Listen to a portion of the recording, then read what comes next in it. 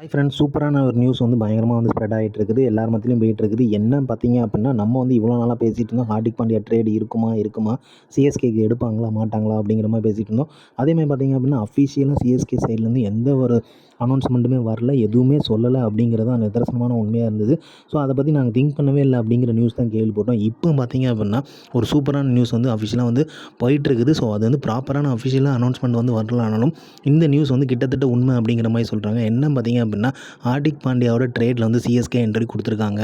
இது ரொம்பவே முக்கியமான ஒரு ட்ரேடுங்க. நம்ம நேற்று தான் பார்த்தோம், பென் ஸ்டோக்ஸ் வந்து கண்டிப்பாக வர்றதுக்கான வாய்ப்புகள் நிறையவே இருக்குது அப்படிங்கிற மாதிரி.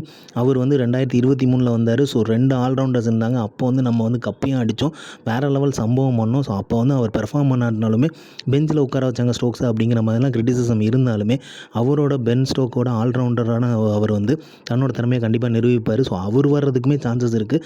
ஸோ 2 பேருமே இருந்தாங்க அப்படின்னா எப்படி இருக்குன்னு யோசிச்சு பாருங்கள். அதாவது பென் ஸ்டோக்ஸ், ஹார்திக் பாண்டியா வேறு லெவல் வெயிட்டாக இருக்குங்க. சிஎஸ்கே டீமே வேறு லெவல் சம்பவம் பண்ணும் அப்படிங்கிறதுல எந்தவித சந்தேகமே கிடையாது. ஸோ அதை வந்து ரொம்பவே எதிர்பார்க்குறோம். ஏன் அப்படின்னா, எண்டில் வந்து ஒரு ப்ரெஷரை பில்டப் பண்ணாலுமே அதை வந்து ரெசிஸ்ட் பண்ணி சூப்பராக வந்து அந்த ப்ரெஷரை ஹேண்டில் பண்ணுற மாதிரியான பிளேயர் நம்ம கண்டிப்பாக தேவைப்படுது. அதை வந்து எடுத்துகிட்டு போகணும். அதே மாதிரி ஓப்பனிங் வந்து நம்ம வந்து இப்போ பார்த்திங்க அப்படின்னா 2026 செம்மையாக சொதப்பணும் அப்படிங்கிறதுமே நிதர்சனமான உண்மை. ஸோ அதை ஹேண்டில் பண்ணுறதுக்குமே கீழே வர்றவங்க வந்து பேட்ஸ்மென்ஸ் வந்து அதை வந்து மேனேஜ் பண்ண வேண்டியது இருக்குது.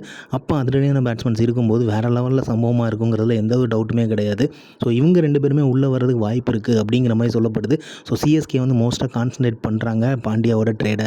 ஸோ அப்படி ட்ரேட் பண்ணுறதா இருந்தால் யாரை வந்து எடுப்பாங்க அப்படிங்கிறதும், யாரை வந்து கொடுப்பாங்க அப்படிங்கிறதுமே பேசப்படுது. ஸோ வந்து கண்டிப்பாக வந்து கேஷாக வந்து கொடுக்கறதுக்கு வாய்ப்பு இல்லை. ஸோ அதனால் கண்டிப்பாக எக்ஸ்சேஞ்ச் இருக்கிறது தான் நிறைய வாய்ப்பு இருக்குது. ஸோ மோஸ்ட் ஆஃப் தம் வந்து ப்ரிஃபர் பண்ணி சொல்கிறது எல்லாமே பார்த்திங்க அப்படின்னா, சிவம் தூபே, ஹார்திக் பாண்டியா தான் இருக்கும் அப்படிங்கிறது.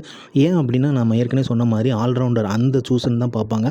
ஸோ அதுக்கு தான் வந்து யோசிச்சிருப்பாங்க. ஸோ அதனால் வந்து இவர் வந்து எல்லா இடத்துலையுமே பெனிஃபிட்டாக இருக்கும்போது அது வந்து கண்டிப்பாக வந்து யோசிக்கிறதுக்கான நிறைய வாய்ப்புகள் இருக்குது. பட் ஆனால் சிவம் தூபே மட்டும் போதுமா மும்பை இந்தியன்ஸ் அப்படிங்கிறதையுமே யோசிப்பாங்க. ஏன்னா மும்பை இந்தியன்ஸுமே வந்து கம்ப்ளீட்டாக வந்து சிவம் தூபே மட்டுமே வந்து எடுக்க மாட்டாங்க. அவங்களுமே வந்து ஒருத்தான பிளேயரை வந்து எதிர்பார்ப்பாங்க. அதே மாதிரி பார்த்திங்க அப்படின்னா, ஹார்திக் பாண்டியாவுமே வந்து எதை ப்ரிஃபர் பண்ணுறாரு அப்படிங்கிறதுமே முக்கியம். எந்த டீமை வந்து ப்ரிஃபர் பண்ணுறாருங்கிறது. ஸோ மோஸ்ட்டாக வந்து அவர் வந்து சிஎஸ்கே தான் போவேன் அப்படின்னு சொல்லிட்டாங்கன்னா, மும்பை இந்தியன்ஸ்க்கு நோ அதர் வே அப்படிங்கிற மாதிரி தான் சொல்கிறாங்க. அவங்க வந்து கண்டிப்பாக வந்து சிஎஸ்கே யாரை கொடுக்குறாங்களோ அவங்கள எடுத்துக்க வேண்டிய சுச்சுவேஷன் வரும். ஏன்னா ஹார்திக் பாண்டியா எந்த டீமுக்கு போகணும்னு அவர் தான் முடிவு பண்ணணும்.